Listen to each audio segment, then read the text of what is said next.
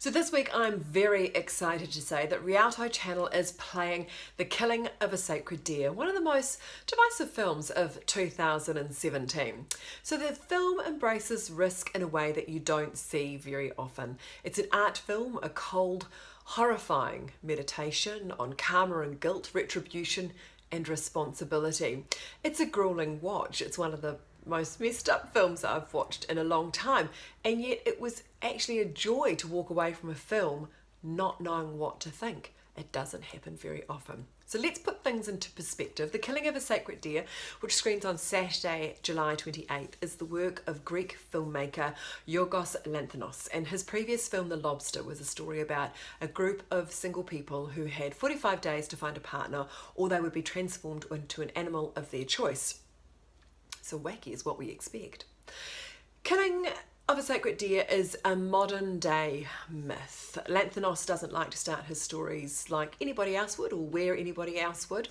So in this film we meet a heart surgeon, Martin, played by Colin Farrell, and he has befriended this teenage boy, Stephen, played by Barry Cogan, and they have these mundane conversations in this sort of fake, kind of low-key voice. The delivery is very weird, and the relationship is very unclear and hence unnerving. So Martin lives with his wife, played by a very brave Nicole Kidman, and their two children in this beautiful house, but there's no substance to their relationship or their lives.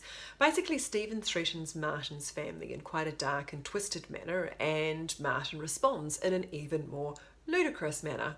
This is absurdity at its best. You don't know whether to laugh or be horrified, but films this audacious deserve to be watched. Give it a go. So also this week, a film from Canadian brothers Carlos and Jason Sanchez.